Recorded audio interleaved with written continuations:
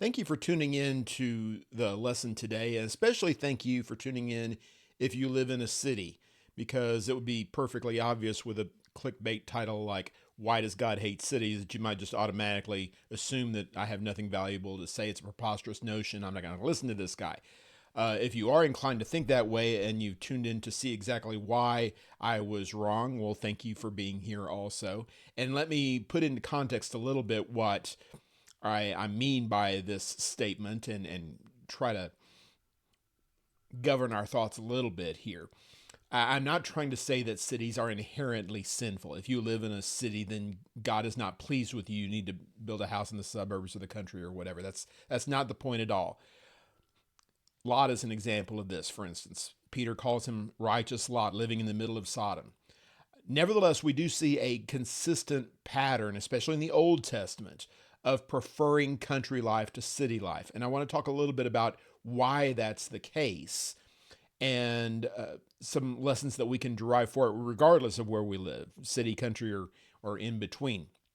And let me give you a little bit of background on where this lesson came from. I was talking to some of my preaching buddies with regard to my podcast recently, and the topic of city life came up, and I immediately thought of Genesis chapter 11 and the Tower of Babel, and we're going to read that text here in a second.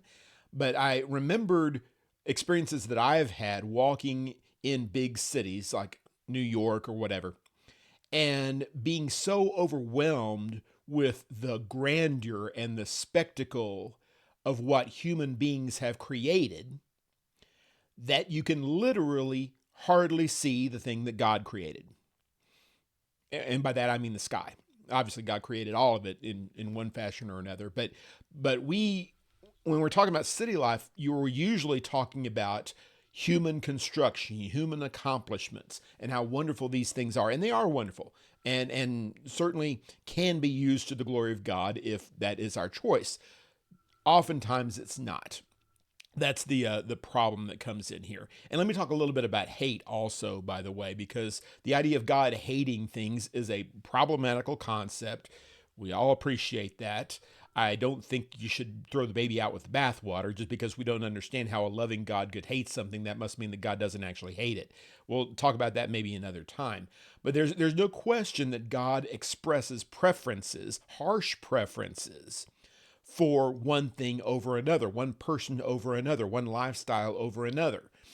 You don't want to believe the Bible, that's your business. But if you do believe the Bible, you have to accept that. And there is a preference. Sodom and Gomorrah is a great example. The Tower of Babel is the best example, I think, of God expressing a preference for one over the other. Now, righteous people have lived in cities, obviously. You might turn to Hebrews chapter 11, verses 13 through 16, and note how we are going to ultimately, in the end, populate a city ourselves. He has prepared a city for them, talking about Abraham, Isaac, and Jacob and the other patriarchs, and by extension, other people of faith also, that our sojourning here in this earth is going to be rewarded with a permanent residence after this life is over. But that really kind of makes the point that I'm trying to make here. The country life that we see, the city, the nomadic life that we see with Abraham, Isaac, and Jacob. By country life, I'm not talking about 40 acres in the wilderness with satellite TV and running water and all. That's not what the Bible means by country life, not what I mean by country life. I'm talking about a nomadic existence where you live in tents. You move from place to place wherever the foraging can be found, wherever your livestock can graze. That's the kind of lifestyle that is shown in Abraham, Isaac, and Jacob, and to a certain degree is characteristic of our life here on earth.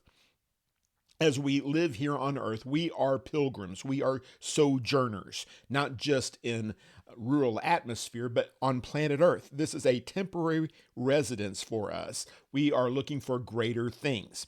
And a big part of the problem with city life and the emphasis on city life in the Bible and in our own existence is that we are trying to emphasize our current lifestyle, our current plan, oftentimes to the exclusion of spiritual things, eternal things. And that's where the problem comes in. It's a focus toward human beings, what we have done, what we continue to do, what we hope to do in the future in our own lives, versus an emphasis on what God is and what God asks and what God requires, and in ways that we can show our commitment and submission to Him. So, what I want to do is look at the Tower of Babel story here and extrapolate a little bit with regard to the attitude that we can take toward God's requirements for us. And remember, this is going back somewhat to the very first chapter of Genesis, where we were told as a race to be fruitful and multiply and fill the earth. I think you're going to see in Genesis 11 a deliberate effort to not do that. Now, Nimrod, who traditionally is seen as the architect of the Babel story here, whether he's deliberately and intentionally trying to thwart the plan of God, the text doesn't speak to that. But I think it's fair to say that humanity at large, and including humanity in this particular time in history, has been opposed to the things of God, which is kind of interesting in the context of Genesis. This is just a couple of pages removed from God destroying the entire planet because of this very attitude. We're not just too many generations removed from Noah and his family at this point, and yet we're seeing the same kind of attitudes coming back up again. Anyway, Genesis chapter 11, verse number 1. The whole earth had the same language and vocabulary. As people migrated from the east, they found a valley in the land of Shinar and settled there. They said to each other, "Come, let us make oven-fired bricks." They used brick for stone and asphalt for mortar. And they said, "Come, let us build ourselves a city and a tower with its top in the sky. Let us make a name for ourselves, otherwise we will be scattered throughout the earth." Then the Lord came down to look over the city and the tower that the humans were building. The Lord said, "If they have begun to do this as one people, all having the same language, then nothing they plan to do will be impossible for them. Come, let's go down there and confuse their language so they will not understand one another's speech." So from there, the Lord scattered them throughout the earth, and they stopped building the city. Therefore, it is called Babylon, or Babel, some versions have here. For there the Lord confused the language of the whole earth, and from there the Lord scattered them throughout the earth. I'm reading from the CSB, as I normally do these days, and we're used to seeing the word Babel there, but clearly the translators here, and pretty much every other scholar that you might want to talk to, agree that there is a connection between the Tower of Babel, the city of Babel, and the city of Babylon, the empire of Babylon, that's going to recur from time to time in various manifestations throughout Bible history. And I think that's important, that this is connected not just to a tower that we call Babel, but that Babylon, as is referred to in Revelation, Babylon the great harlot, etc. Babylon comes to represent biblically all things rebellious, all things that push back against the authority of God. It all comes down to a city that represents rebellion against the things of God. And you see that here. Again, there's no malice deliberately mentioned in the text here, but there is what seems to be, in the context of Genesis, a deliberate effort to push back against God's plan. God wants us to fill the earth. He told Noah that. After the flood, he told Adam and Eve that in the very beginning. And we're not going to do that. In fact, we're going to deliberately not do that. We want to stay here and build up a city here. And I think the reason is indicated why they wanted to do these things, and it speaks to the idea of why this city mentality is so hateful to God and why we need to push back against it, regardless of how many square feet we have, regardless of how big a population we happen to be living in, et cetera, et cetera. Let's start with the idea of glory and who gets the credit for what we're doing.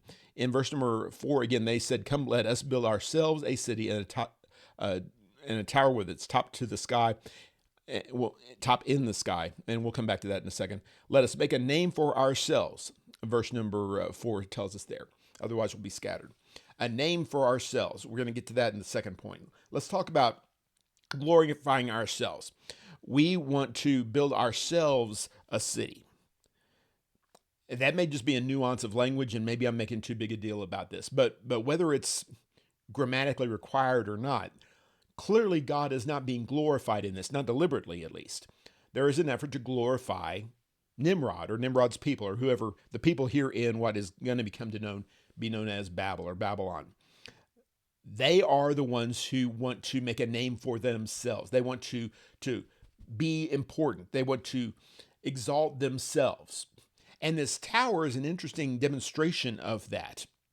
The tower that's described here with its top in the sky, the CSB says, or a tower to the heavens is, I think, a more literal translation of this. And there's been a lot of argument about what exactly that means, a tower to the heavens.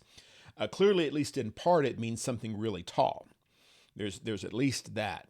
But it's widely speculated that this tower that's described here is very much akin to the pyramids that we see throughout this part of the world and other parts of the world too, as far as that goes. Many people think that the whole point of the tower was to create some kind of idolatrous temple to celebrate the celestial bodies. That, in fact, I've seen some scholars be rather specific about this. I'm not sure where they get their information, but that the dome would be enclosed and dots would be included where the stars were in the sky, and this would be seen as an opportunity to worship the hosts of heaven. This is at the early stages of what we call astrology, and what we, in a weird sort of way, call the New Age movement these days. There's nothing new about it. It's ancient here. And Babylon is traditionally seen as the place where this sort of behavior started taking place. And this may be the first indication that people are starting to worship, but not worship God's way, not worship even God himself. Is that what's going on here?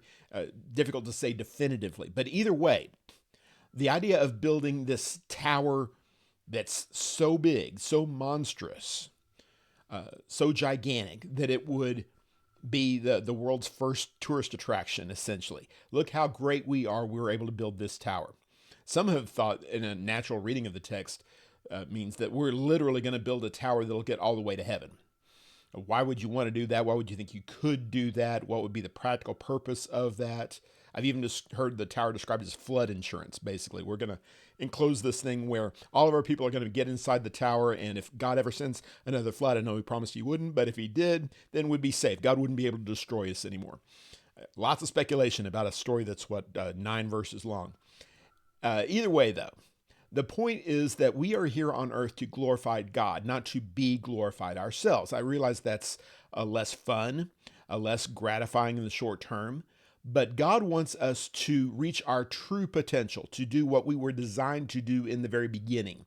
Psalm 46, verse 10, many other passages. Cease striving, or be still, some versions have here. Know that I am God. I will be honored in the earth. The idea of God ultimately getting what he is deserving is a recurring theme in the text. He'll give us enough rope to hang ourselves. He'll give a person or a culture or a family some time and some opportunities, basically, to show, yes, indeed, we do hate God. Yes, indeed, we do rebel against God, reject God's authority, etc. Eventually, though, in God's time and God's wisdom, he's going to come and set things straight, just like he did here at Babel. Us choosing to glorify ourselves instead pushes us back against the eternal and the irrevocable plan that God has always had for mankind. We are to live our lives in his image, honoring him, serving him, emulating him, following after him. And certainly we see the greatest manifestation of that calling in Jesus Christ. As we see Jesus, God incarnate, Emmanuel, God with us, Isaiah 7, verse 12. As we see him, as we emulate him, we draw closer to God and closer to God's plan for our lives. And ultimately, of course, closer to our eternal home, the real city that's waiting for us after this is over, the city that has foundations, whose builder and maker is God. That's the city that we're truly looking for. Now, serving God like that is about the worst plan that you could have for glorifying yourself, for making yourself important. There's no question that the Bible talks about heroes of the faith and pulls them out of context and puts them up on a pedestal and says, you need to pay attention to these people. We're going to name books of the Bible after them. We're going to quote them in the New Testament and refer to them again. We're going to talk about Moses and David and Isaiah and on we could go. The Apostle Paul and other noteworthies in the New Testament also. That's a perfectly appropriate thing. We should be doing that. Not that God needs my approval at all for the way he writes the Bible. But anyway, having a name in that sense can happen. And to a certain degree, I think it will happen. If you live your life glorifying God, the people around you are going to know that. They're going to see your good works and glorify God who is in heaven. Matthew 5, verse 12. At least hopefully they will. That's the plan. But as far as some kind of assurance of long-term fame and fortune, you're kind of swimming up the wrong stream with regard to that. That's not the pathway here. This is a pathway to humility and service and glorifying somebody else. That's the whole point of being a Christian, that we can glorify somebody else. We may get a little bit of sideways glory, reflected glory along the way, and that's fine if we can keep our ego in check in so doing. But there's no question that ultimately we are children of God. We are carrying his message, his image. We are exalting him in the life that we live, the lifestyle that we adopt. Paul writes in Ephesians chapter 3 and verse number 14 and 15, referring to the families of earth, he says, every family on earth has derived its name from God. Paraphrasing that a little bit. And I think what he means by that is we are all connected to him. We are all made in his image. You look in Luke chapter 3 and trace Jesus' genealogy all the way back to the beginning. All these ones that were his physical ancestors were ultimately children of God, just like Adam was. If you're a child of Adam, then you're a child of God, at least in a physical sense. Your DNA comes from him, you might say. Is that okay with you? Is that give you contentment? Or are you going to be like the people here in Babel who want to make a name for themselves? Now, I think that speaks to the absolute core of the spirit of rebellion, the spirit of a lack of faith that you see in the world. God has given us a name. He has told us who we are. He's told us what we are about. And we say, well, that's really interesting, God, but actually, I have my own plans for my life. I have my own plans for my future. I'm going to go out and make a name for myself. And we see that in the business world. We see that in sports, etc., that somebody is expected to follow after his father's footsteps. And he says, well, you know what? I think I'm going to play basketball instead of play football, or I'm going to take my mother's name, or whatever it happens to be. I'm going to distance myself from my parents so that I can be me and appreciated for being me and the things that I do rather than the things that dad did or that mom did. And that's not necessarily a problem with regard to carnal things. We'll judge that on a case-by-case basis, or better yet, just let them do whatever they want to do.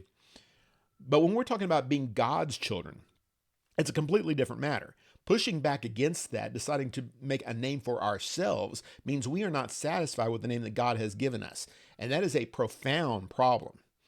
If we come to look at ourselves as anything other than first and foremost children of God, we are dooming ourselves to a life of self-indulgence and ego and rebellion ultimately, because there's just no way you can get to the glory of God by pursuing your own glory. It just doesn't work that way. And the people here in Babel came to realize that. Again, they may or may not have glorified God after their plans were quashed, but either way, God will be glorified in the earth. This is their plan, and he'll allow it to proceed as far as he wants to let it proceed, sometimes all the way to fulfillment. We see in other places, God lets them go. If Israel wants a king, fine, we'll give you a king, etc. Sometimes God will do that. But ultimately, in the long run, and with God, we're always looking at the long run, the big picture. In the long run, God is going to be glorified. And if we are the ones doing the glorifying, then that'll speak well for us. And if we are not, if we're too busy glorifying ourselves, that's going to speak poorly for us. I was really struck by the language in Jeremiah chapter 4, that really calls back not just to Babel, but to the creation itself, and God's willingness to destroy the things that he has built, and the people, in fact, that he has built. Read with me, if you will, in Jeremiah chapter 4, verse number 23 and following. You'll see what I mean, I think. I looked at the earth, and it was formless and empty. I looked to the heavens, and their light was gone. I looked at the mountains, and they were quaking. All the hills shook. I looked, and there was no human being, and all the birds of the sky had fled. I looked, and the fertile field was a wilderness. All its cities were torn down because of the Lord and his burning anger. For this is what the Lord says, the whole land will be a desolation, but I will not finish it off. Because of this, the earth will mourn, the skies above will grow dark. I have spoken, I have planned, and I will not relent or turn back from it. And it goes on talking about the downfall of these cities, which again, speaking to the general point that we're making here, the idea of cities being our own personal accomplishments, what we have done to glorify ourselves, to give ourselves a name, give ourselves a reputation, etc. God allows that. And then God tears it down. The flood is the most obvious example of that. But really, all the time, in all kinds of smaller settings, we see God destroying the efforts of people who have chosen to exalt themselves. Going back to the beginning, essentially, whether you want to look at it, erasing the destruction of the earth in the flood, or whether you want to go back all the way to Genesis chapter 1 and erase creation, all the way back to formless and empty, that same phrase in verse number 23 that we see in Genesis chapter 1.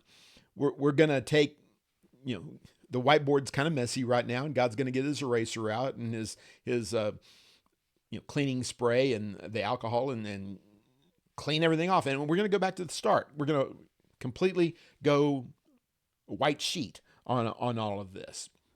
Back to the beginning. That's what sometimes we need to do, metaphorically speaking, or for fear that God will do it for us.